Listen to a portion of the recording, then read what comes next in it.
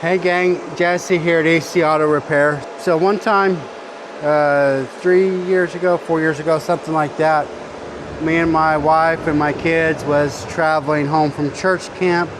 We was in Colorado. And so if you've ever been to church camp or if you've ever traveled, then you're gonna resonate with this video, right? So we're traveling. I had driven and driven and driven and driven.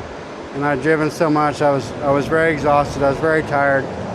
And we made it into Colorado Springs, and we decided to switch. So we stopped, we got gas, and my wife started driving, and I hopped in the back of the vehicle and began to commence taking a nap because I hadn't slept in too long.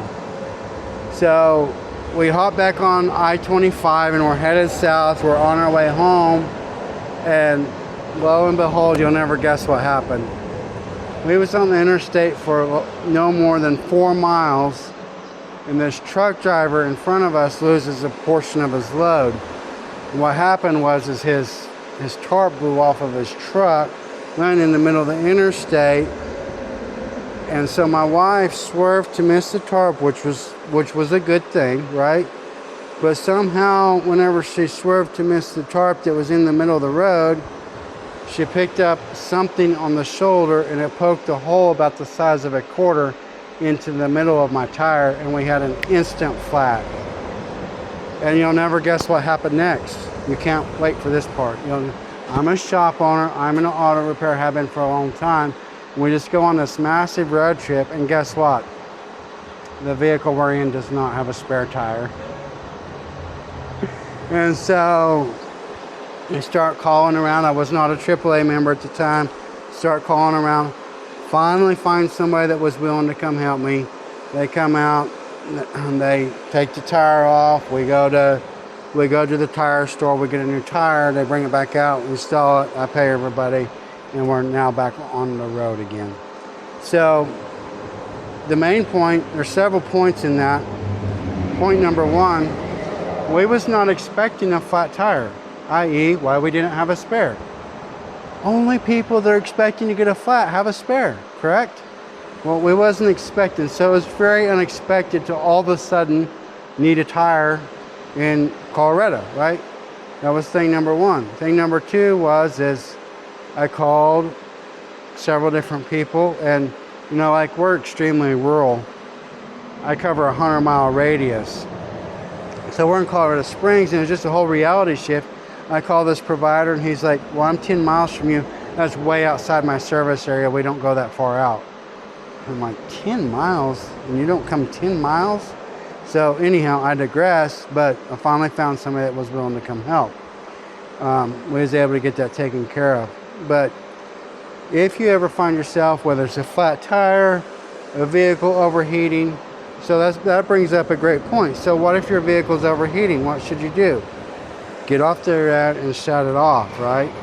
I'm sorry it's hot outside. I'm sorry. You keep running a vehicle that's hot or overheating, and it's giving you the overheating light, and it's giving you all the messages.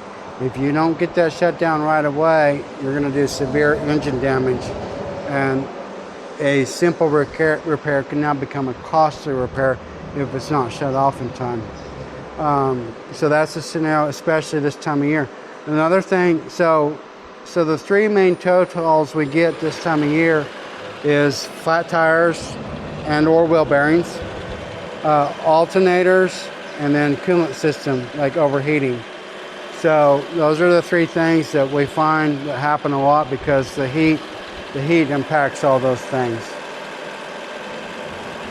So if it's overheating, just get over. And this right here is the coolant cap. It says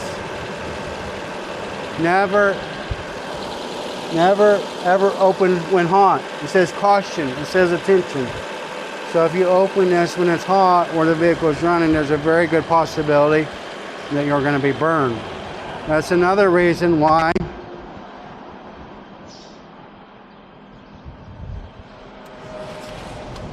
that we have our gloves, right?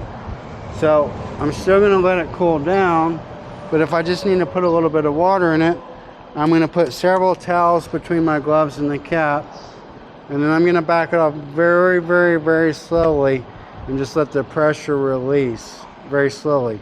I'm not going to open it when it's hot, okay? I myself have been burned, and I've seen people be burned very badly by removing a radiator cap when it was hot. So please, please, please make sure it's cool to the touch before you deal with that. And then wear your gloves.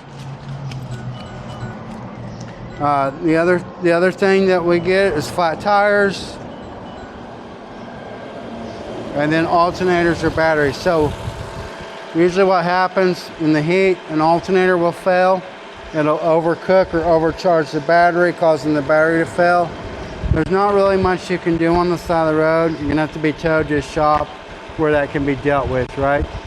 Flat tire, you can deal with that. So I'll walk you through on how to change a flat tire in the next video.